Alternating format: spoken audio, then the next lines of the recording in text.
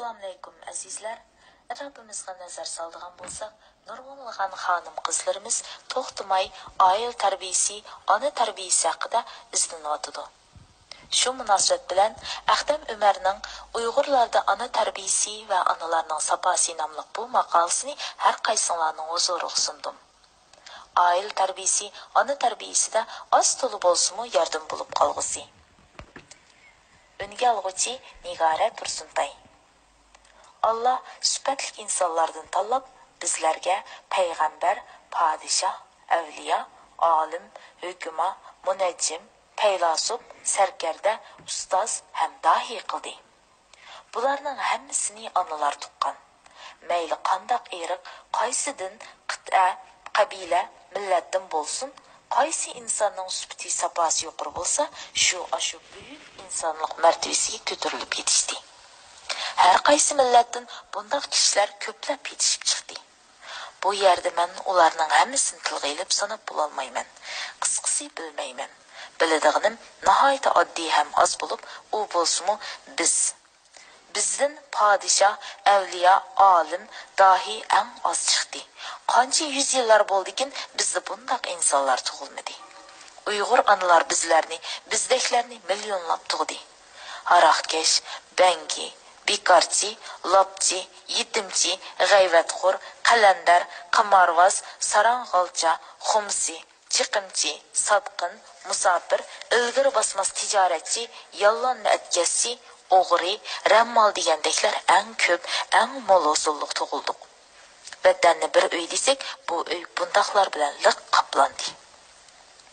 Uyg'ur analari askar, qo'mondan, olim, donishmand, dahi, paylasub deganlarni bexillik bilan nihoyatda oz tug'di. Payg'ambar, avliyo tug'ilmag'ili qancha yüz yillar bo'ldikin, buni hisoblash tas. Bu yerda urug' yaxshi bo'lib, yer nachar bo'lsa-mu, biz bo'lib tug'ildik. Yer yaxshi bo'lib, urug' pichak bo'lsa-mu, yana shu biz bo'lib tug'ildik. Yaqinqi 100 yildan buyon yarmi nachar urug'mi pichak bo'lg'ashqa bizga o'xshash sifatsiz axloqsimon odamlar tug'ilib, xoruzorlik ichida axlatdek dasilib yuribdimiz. Dadimiz haroqkashlik, bangilik bilan, onamiz g'ayvat ham o'zini yasash bilan bizlarni terib o'stirdi, biz xuddi shular bo'lib yetildik. Bolalarimizni shundoq tarbiya bilan yetildiryapmiz. Bolalarni shundoq yetildirganligida gap yo'q. Mana bu yaqinqi bir qancha yüz yillik Uyg'ur jamiyatining takrorlanib turishi. Biz eshak minsakmi, aeroplanda ussaqmi, suputimizda o'zgarish bo'lmadi. Kiyim o'zgargan bilan kiyimning ichidagi odam o'zgarmadi. Tahlimakonda yossaqmi, Amerikada yossaqmi, Baytul Haramda yossaqmi, Qavoxonda yossaqmi, yanada yiliq Uyg'urning dal o'zi biz.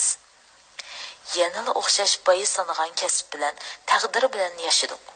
Biz yaxshi yerni qo'g'lashdik, ammo topolmadik. Shuncha yaxshi yerni qo'g'lashdik, ammo topolmadik. Shuncha yaxshi yerlardimi yaxshi bo'la olmadik.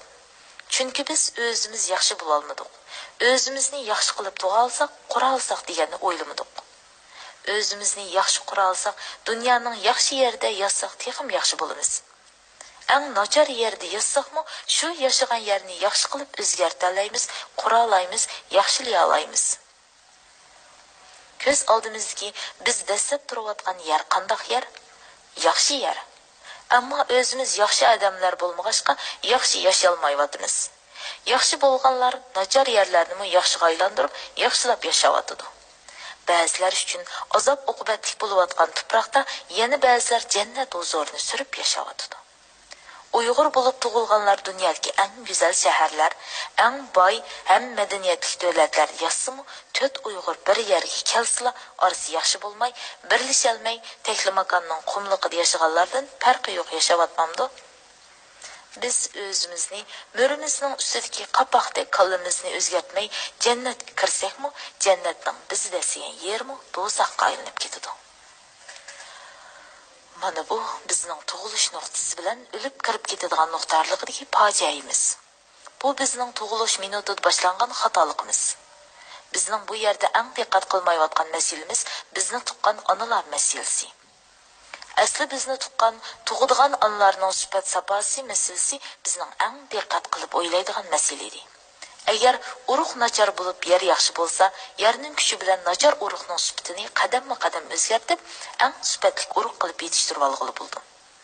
Urug' qancha xil sifatli bo'lsa-mu, yer nachar bo'lsa, bu yerda o'sgan ziroat shu bir qitimda sifatsizlashib, usulsizlashib tugishidi.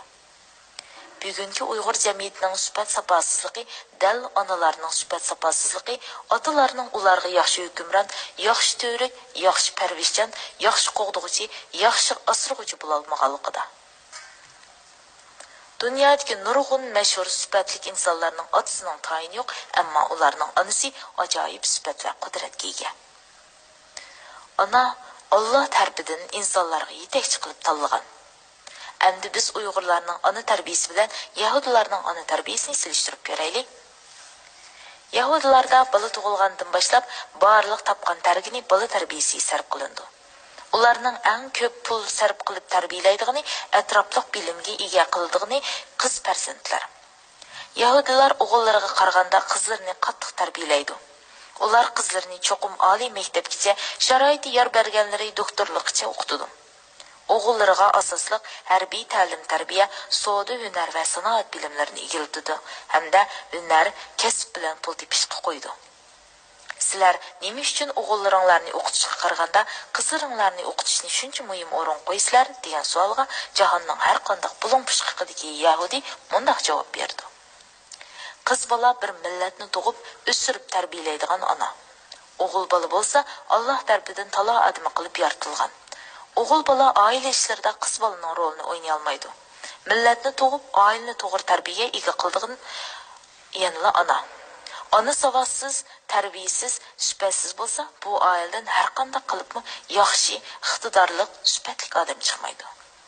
Shunga biz butun vujudimiz bilan millatni tug'adigan qizlarni oxirgacha o'qitish orqali sifatli onalarni yetishtirib chiqamiz.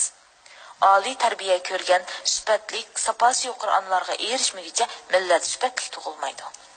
Sifatli tarbiyani bitilib chiqmaydi.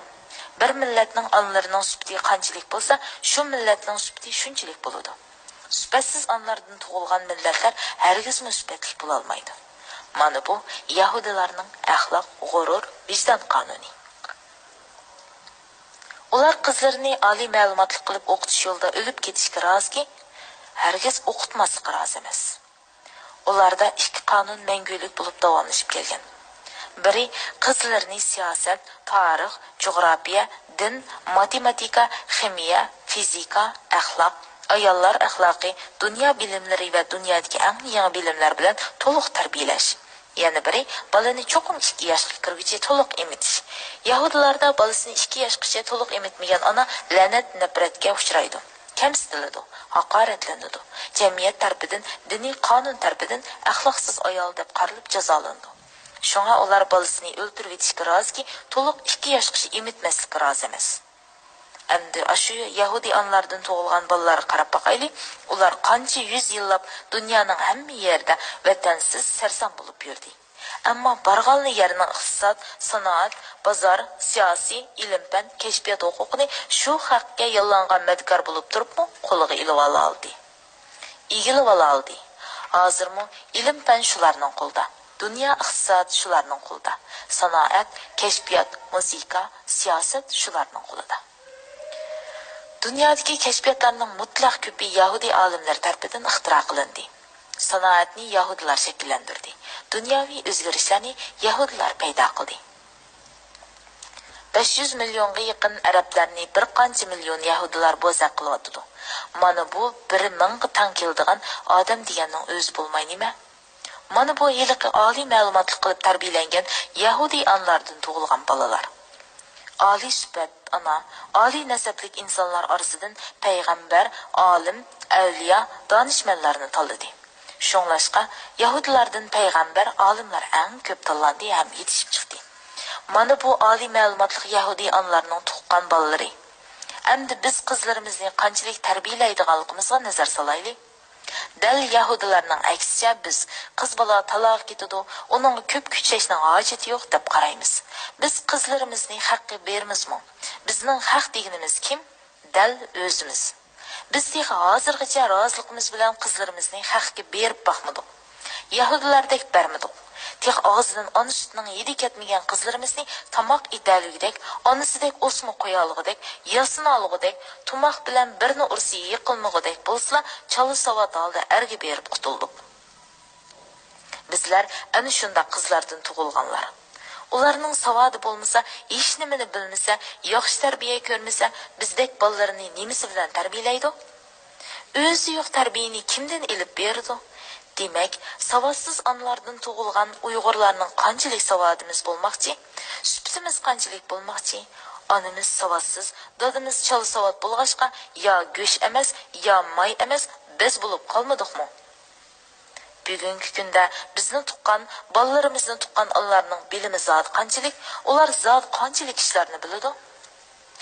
Birinchi, ular ko'tildab, ko'z yoshi bilan tahdid qilib, qo'rqitib turib, o'zining tor doiradagi bilimi bilan uy ishidagi barliq ishlarni va otidan tutib balagacha o'z degini oddiy siziqqa keltirib kontrol qilishni biladi. Har qanday olim, dahi, palvon erlarmi taloda o'rkirib jahonni beshig kiygan bilan uyda ash savodsiz onning sizgan sizqi bo'yicha ish qildi.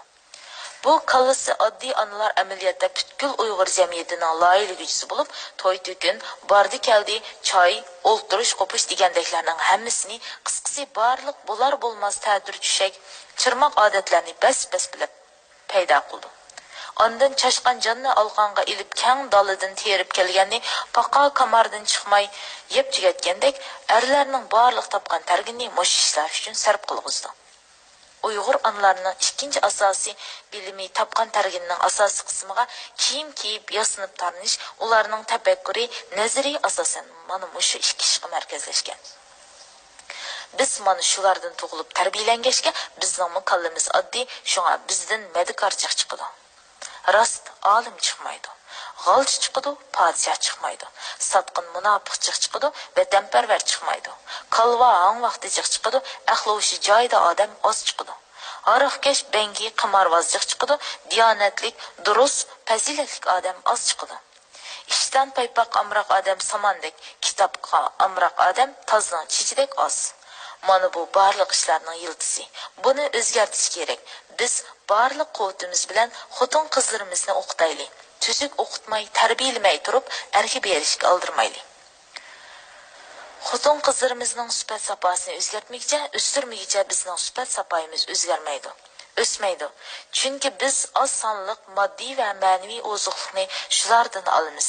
Bizda qancha sifatli xotin qizlar yetishib chiqadi ekan, shu chaqda sifatli onlarga erishimiz.